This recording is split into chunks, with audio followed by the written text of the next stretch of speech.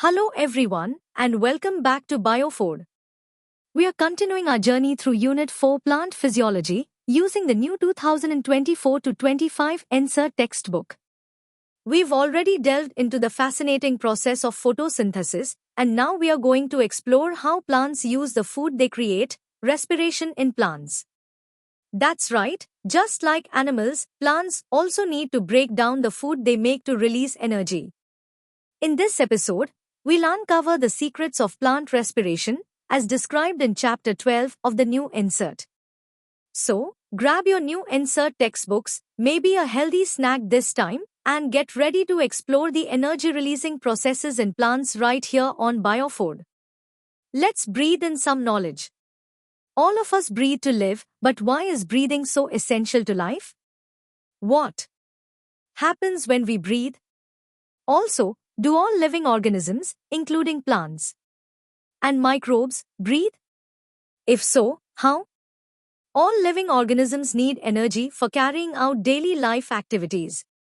Be it absorption, transport, movement, reproduction, or even breathing.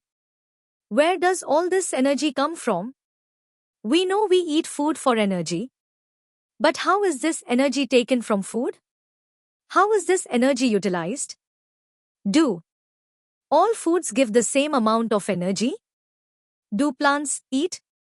Where do plants get their energy from?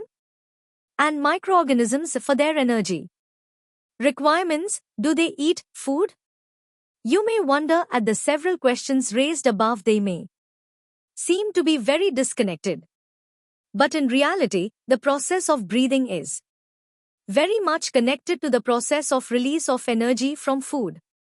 Let us try and understand how this happens. All the energy required for life processes is obtained by oxidation of some macromolecules that we call food. Only green plants and cyanobacteria can prepare their own food by the process of photosynthesis. They trap light energy and convert it into chemical energy that is stored in the bonds of carbohydrates like glucose, sucrose, and starch. We must remember that in green plants too, not all cells, tissues, and organs photosynthesize, only cells containing chloroplasts, that are most often located in the superficial layers, carry out photosynthesis. Hence, even in green plants, all other organs, tissues, and cells that are non-green need food for oxidation. Hence, food has to be translocated to all non-green parts. Animals are heterotrophic, i.e., they obtain food from plants directly, herbivores, or indirectly, carnivores. Saprophytes like fungi are dependent on dead and decaying matter. What is important to recognize is that ultimately all the food that is required for life processes comes from photosynthesis. This chapter deals with cellular respiration, or the mechanism of breakdown of food materials within the cell to release energy and the trapping of this energy for synthesis of ATP. Photosynthesis, of course, takes place within the chloroplasts in the eukaryotes, whereas the breakdown of complex molecules to yield energy takes place in the cytoplasm and in the mitochondria, also only in eukaryotes.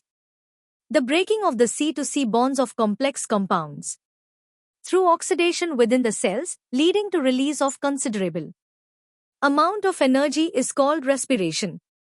The compounds that are oxidized during this process are known as respiratory substrates.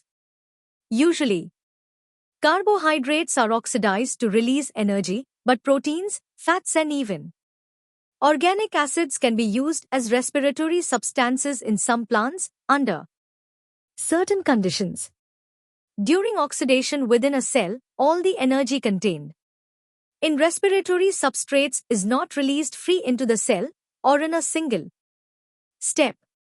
It is released in a series of slow stepwise reactions controlled by enzymes, and it is trapped as chemical energy in the form of ATP. Hence, it is important to understand that the energy released by oxidation in Respiration is not, or rather cannot be, used directly but is used to synthesize ATP, which is broken down whenever and wherever energy needs to be utilized. Hence, ATP acts as the energy currency of the cell. This energy trapped in ATP is utilized in various energy-requiring processes of the organisms, and the carbon skeleton produced during respiration is used as precursors for biosynthesis of other molecules in the cell. 12.1 Do plants breathe?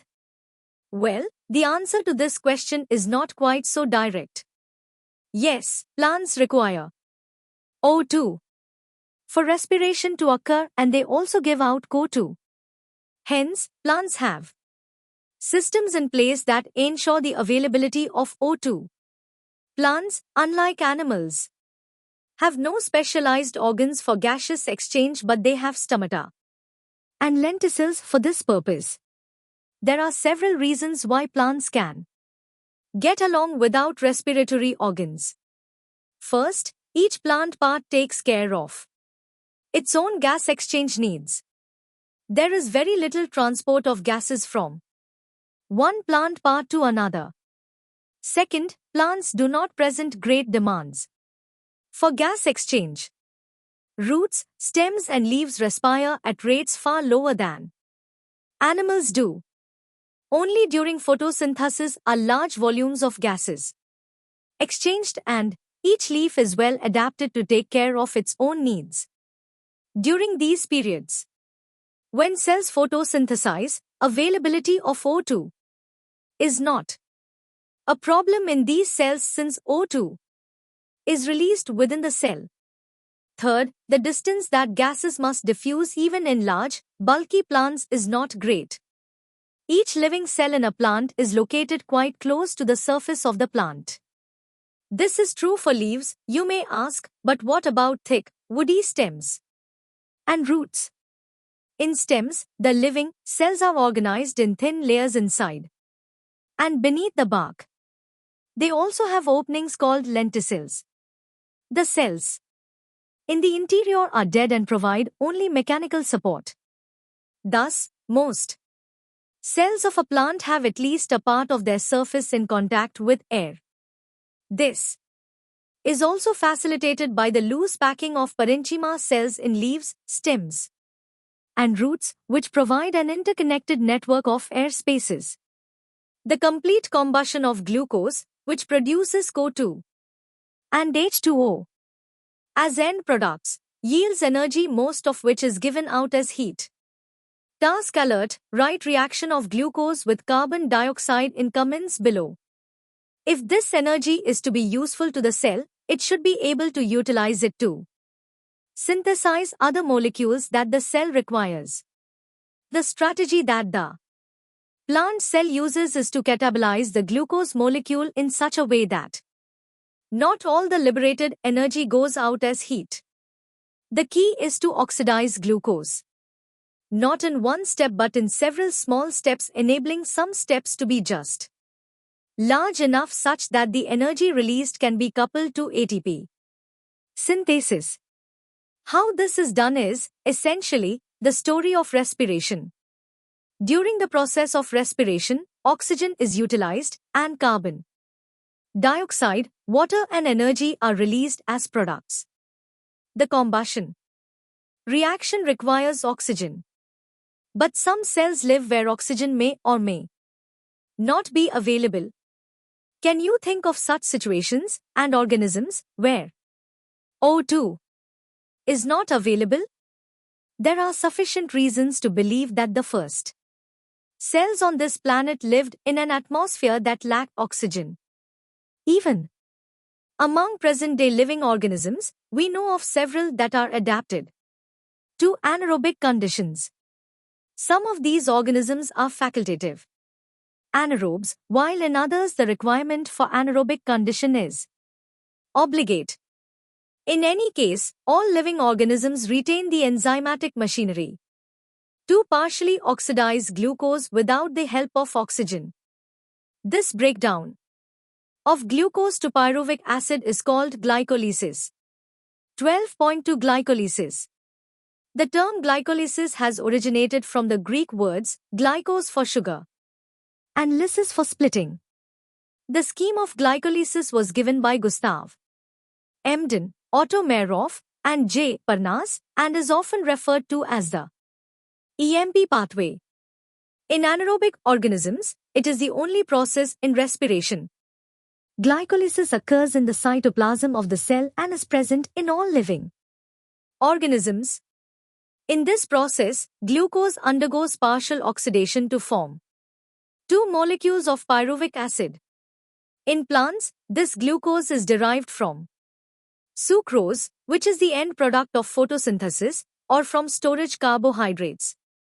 Sucrose is converted into glucose and fructose by the enzyme invertase, and these two monosaccharides readily enter the glycolytic pathway.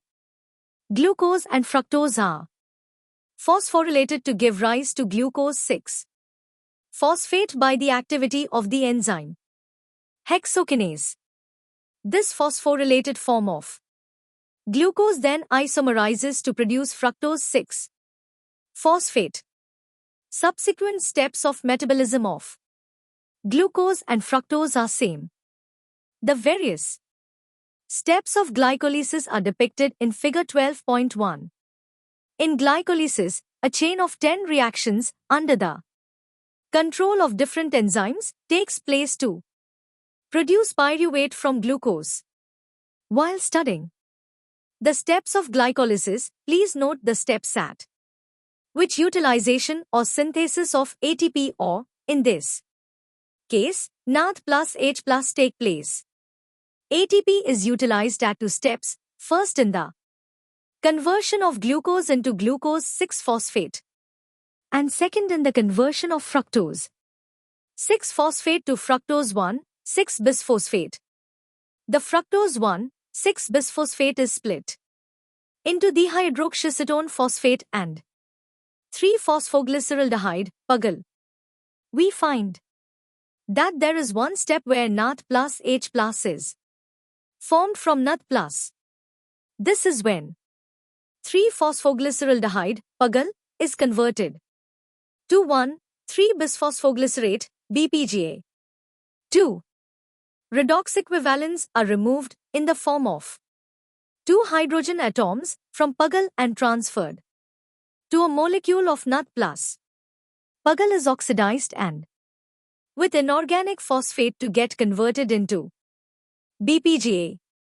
The conversion of BPGA to 3-phosphoglyceric acid, PGA, is also an energy yielding process. This energy is trapped by the formation of ATP.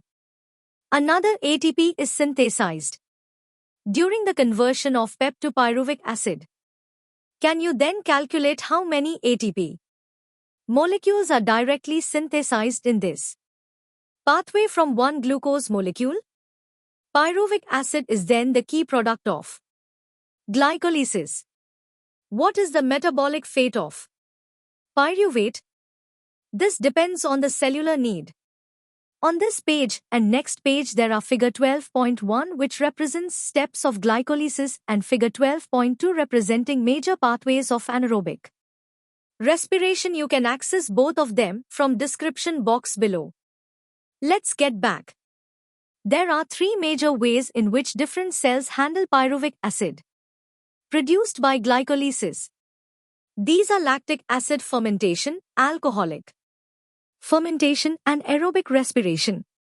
Fermentation takes place under anaerobic conditions in many prokaryotes and unicellular eukaryotes. For the complete oxidation of glucose to CO2 and H2O, however, organisms adopt Krebs cycle, which is also called as aerobic respiration. This requires O2 supply. 12.3 Fermentation. In fermentation, say by yeast, the incomplete oxidation of glucose is achieved under anaerobic conditions by sets of reactions where pyruvic acid is converted to CO2 and ethanol. The enzymes pyruvic acid Decarboxylase and alcohol dehydrogenase catalyze these reactions. Other organisms like some bacteria produce lactic acid from pyruvic acid. The steps involved are shown in figure 12.2. In animal cells also, like muscles. During exercise, when oxygen is inadequate for cellular respiration, pyruvic acid is reduced to lactic acid by lactate dehydrogenase. The reducing agent is NADH plus H plus, which is reoxidized to NADH plus. In both the processes, in both lactic acid and alcohol fermentation, not much energy is released, less than 7% of the energy in glucose is released and not all of it is trapped as high energy bonds of ATP. Also, the processes are hazardous, either acid or alcohol is produced. What is the net ATPs that is synthesized? Calculate how many ATP are synthesized and deduct the number of ATP utilized during glycolysis when one molecule of glucose is fermented to alcohol or lactic acid.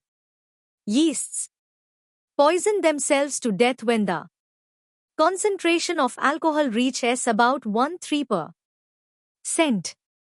What then would be the maximum concentration of alcohol in beverages that are naturally fermented?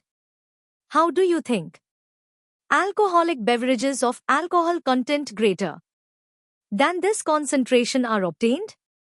What then is the process by which organisms can carry out complete oxidation of glucose and extract the energy stored to synthesize a larger number of ATP molecules needed for cellular metabolism?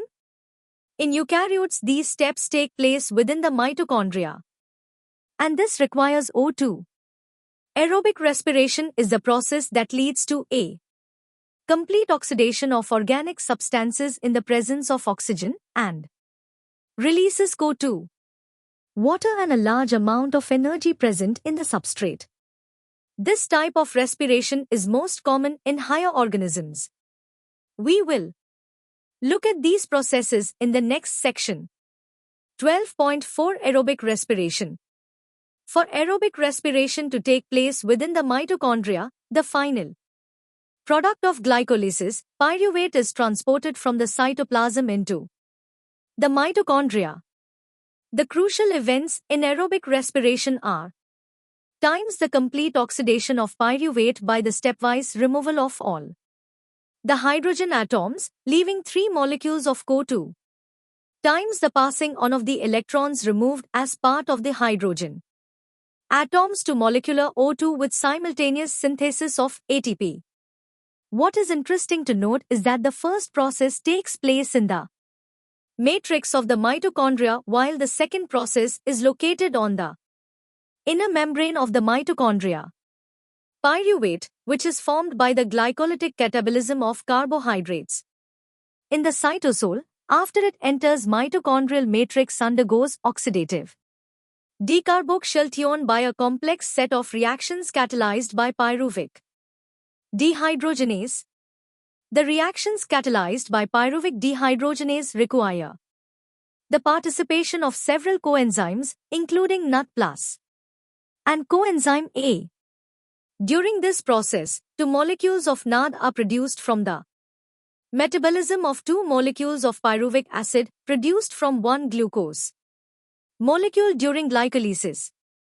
The acetyl-CoA then enters a cyclic pathway, tricarboxylic acid cycle, more commonly called as Krebs cycle after the scientist Hans Krebs, who first elucidated it. 12.4.1 Tricarboxylic acid cycle. The TCA cycle starts with the condensation of acetyl group with oxaloacetic acid, OA, and water to yield citric acid, figure 12.3. The reaction is catalyzed by the enzyme citrate synthase and a molecule of CoA is released. Citrate is then isomerized to isocitrate. It is followed by 2 successive steps of decarboxylation, leading to the formation of alpha-ketoglutaric acid and then succinyl-CoA. In the remaining steps, of citric acid cycle, succinyl-CoA is oxidized to OA, allowing the cycle to continue. During the conversion of succinyl-CoA to succinic acid, a molecule of GTP is synthesized. This is a substrate-level phosphorylation. In a coupled reaction, GTP is converted to GDP with the simultaneous synthesis of ATP from ADP. Also, there are 3 points in the cycle where NAD plus is reduced to NAD plus H plus, and 1 point where FAD plus is reduced to FADH2. The continued oxidation of acetyl-CoA via the TCA cycle requires the continued replenishment of oxaloacetic acid, the first member of the cycle. In addition, it also requires regeneration of NAD plus and FAD plus from NAD and FADH2, respectively. The summary equation for this phase of respiration may be written as follows. Pyruvic acid plus 4 NAD plus FAD plus 2 H2O plus ADP plus pi reacts in presence of mitochondrial matrix and gives 3 CO2 plus 4 NAD plus 4 H positive ions plus FAD2 plus ATP. We have till now seen that glucose has been broken down to release CO2 and 8 molecules of NAD plus H plus 2 of FADH2 have been synthesized besides just 2 molecules of ATP in TCA cycle. You may be wondering why we have been discussing respiration at all. Neither O2 has come into the picture nor the promised large number of ATP has yet been synthesized. Also, what is the role of the NAD plus H plus and FADH2 that is synthesized? Let us now understand the role of O2 in respiration and how ATP is synthesized. 2.4.2 Electron Transport System, ETS, and oxidative phosphorylation. The following steps in the respiratory process are to release and utilize the energy stored in NAD plus H plus and FADH2. This is accomplished when they are oxidized through the electron transport system and the electrons are passed on to O2, resulting in the formation of H2O. The metabolic pathway through which the electron passes from one carrier to another is called the electron transport system, ETS, figure 12.4, and it is present in the inner mitochondrial membrane.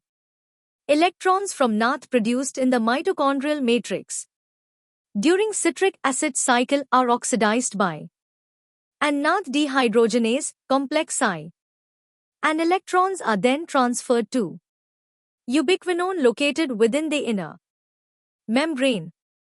Ubiquinone also receives reducing equivalence via FADH2 complex 2 that is generated during oxidation of succinate in the citric acid cycle. The reduced ubiquinol, is then oxidized with the transfer of electrons to cytochrome C via cytochrome Bc1 complex 3. Cytochrome C is a small protein attached to the outer surface of the inner membrane and acts as a mobile carrier for transfer of electrons between complex 3 and 4. Complex 4 refers to cytochrome C. Oxidase complex containing cytochromes A and A3 and 2 copper centers. When the electrons pass from one carrier to another via complex I to 4 in the electron transport chain, they are coupled to ATP synthase, complex V, for the production of ATP from ADP and inorganic phosphate. The number of ATP molecules synthesized depends on the nature of the electron donor. Oxidation of one molecule of NAD gives rise to 3 molecules of ATP, while that of one molecule of FADH2 produces two molecules of ATP. Although the aerobic process of respiration takes place only in the presence of oxygen, the role of oxygen is limited to the terminal stage of the process. Yet, the presence of oxygen is vital since it drives the whole process by removing hydrogen from the system. Oxygen acts as the final hydrogen acceptor. Unlike photophosphorylation, where it is the light energy that is utilized for the production of proton gradient required for phosphorylation, in respiration, it is the energy of oxidation reduction utilized for the same process. It is for this reason that the process is called oxidative phosphorylation. You have already studied about the mechanism of membrane-linked ATP synthesis as explained by chemiosmotic hypothesis in the earlier chapter.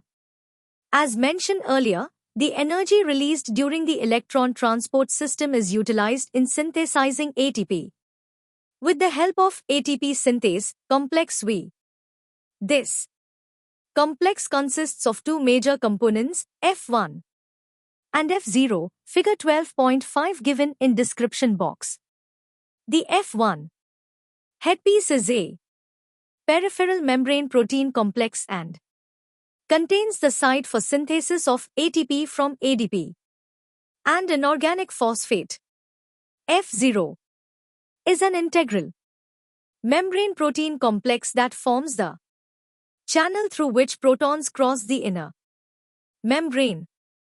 The passage of protons through the channel is coupled to the catalytic site of the F1 component for the production of ATP.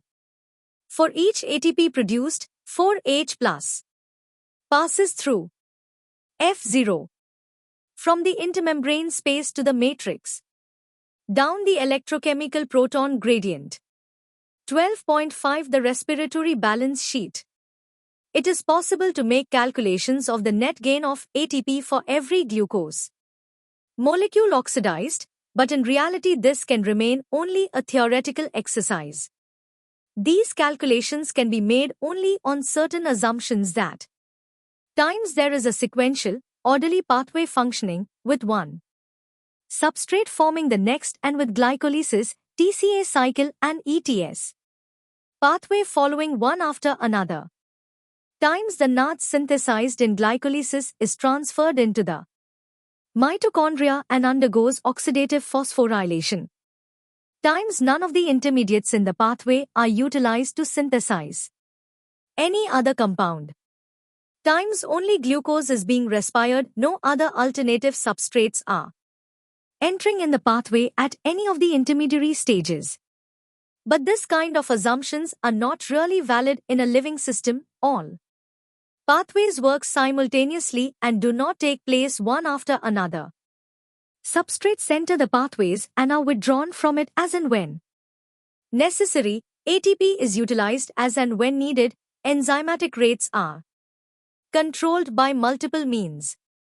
Yet, it is useful to do this exercise to appreciate the beauty and efficiency of the living system in extraction and storing energy. Hence, there can be a net gain of 38 ATP molecules during aerobic respiration of one molecule of glucose. Now let us compare fermentation and aerobic respiration. Times fermentation accounts for only a partial breakdown of glucose, whereas in aerobic respiration it is completely degraded to CO2 and H2O. Times in fermentation there is a net gain of only 2 molecules of ATP for each molecule of glucose degraded to pyruvic acid, whereas many more molecules of ATP are generated under aerobic conditions. Times NADH is oxidized to NADH+. Rather slowly in fermentation, however. The reaction is very vigorous in case of aerobic respiration. 12.6 Amphibolic pathway. Glucose is the favored substrate for respiration. All carbohydrates are usually first converted into glucose before they are used for respiration. Other substrates can also be respired, as has been mentioned earlier, but then they do not enter the respiratory pathway at the first step. See figure 12.6 to see the points of entry of different substrates in the respiratory pathway. Fats would need to be broken down into glycerol and fatty acids. First, if fatty acids were to be respired, they would first be degraded to acetyl-CoA and enter the pathway. Glycerol would enter the pathway. After being converted to PAGL, the proteins would be degraded by proteases and the individual amino acids, after deamination, depending on their structure, would enter the pathway at some stage within the Krebs cycle or even as pyruvate or acetyl-CoA. Since respiration involves breakdown of substrates, the respiratory process has traditionally been considered a catabolic process and the respiratory pathway as a catabolic pathway. But is this understanding correct? We have discussed above at which points in the respiratory pathway different substrates would enter if they were to be respired and used to derive energy. What is important to recognize is that it is these very compounds that would be withdrawn from the respiratory pathway for the synthesis of the said substrates. Hence, fatty acids would be broken down to acetyl-CoA before entering the respiratory pathway when it is used as a substrate. But when the organism needs to synthesize fatty acids, acetyl-CoA would be withdrawn from the respiratory pathway for it. Hence, the respiratory pathway comes into the picture both during breakdown and synthesis of fatty acids. Similarly, during breakdown and synthesis of protein too, respiratory intermediates form the link. Breaking down processes within the living organism is catabolism and synthesis is anabolism. Because the respiratory pathway is involved in both anabolism and catabolism, it would hence be better to consider the respiratory pathway as an amphibolic pathway rather than as a catabolic one. Figure 12.6 representing interrelationship among metabolic pathways showing respiration mediated breakdown of different organic molecules to CO2 and H2O. You can see it from link in description or your NCERT book. Sorry for the inconvenience. 12.7 Respiratory quotient. Let us now look at another aspect of respiration. As you know, during aerobic respiration, O2 is consumed and CO2 is released. The ratio of the volume of CO2 evolved to the volume of O2 consumed in respiration is called the respiratory quotient, RQ, or respiratory ratio. The respiratory quotient depends upon the type of respiratory substrate used during respiration. When carbohydrates are used as substrate and are completely oxidized, the RQ will be 1 because equal amounts of CO2 and O2 are evolved and consumed, respectively. When fats are used in respiration, the RQ is less than 1. Calculations. For a fatty acid, tripalmitin, if used as a substrate, reaction in description box. When proteins are respiratory substrates, the ratio would be about 0.9. What is important to recognize is that in living organisms, respiratory substrates are often more than one. Pure proteins or fats are never used as respiratory substrates. Last part of this chapter. The summary. Plants, unlike animals, have no special systems for breathing or gaseous exchange. Stomata and lenticels allow gaseous exchange by diffusion. Almost all living cells in a plant have their surfaces exposed to air. The breaking of C to C bonds of complex organic molecules by oxidation cells, leading to the release of a lot of energy, is called cellular respiration. Glucose is the favored substrate for respiration. Fats and proteins can also be broken down to yield energy. The initial stage of cellular respiration takes place in the cytoplasm. Each glucose molecule is broken through a series of enzyme-catalyzed reactions into two molecules of pyruvic acid. This process is called glycolysis. The fate of the pyruvate depends on the availability of oxygen and the organism. Under anaerobic conditions, either lactic acid fermentation or alcohol fermentation occurs.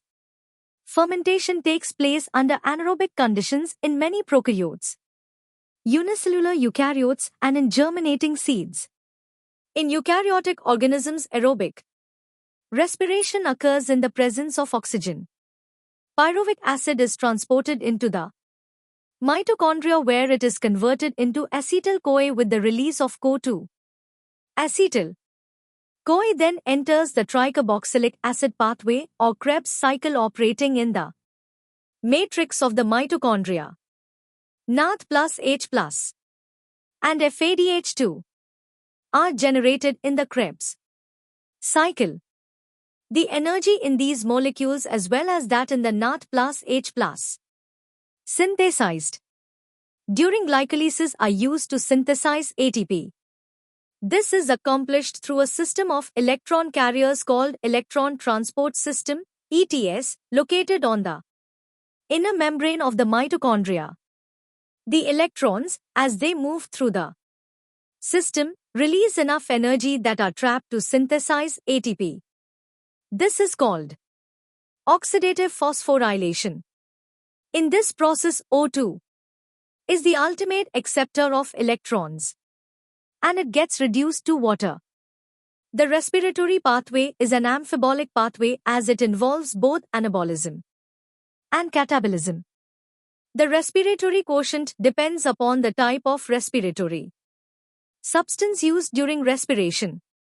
And that brings us to the end of episode 14 of BioFood, our exploration of respiration in plants. I hope you now have a better understanding of how plants utilize the food they produce. Also, there were many diagrams and figures which we could not be able to cover in audio form are given in description box. I advise you to go through them for better understanding of this chapter.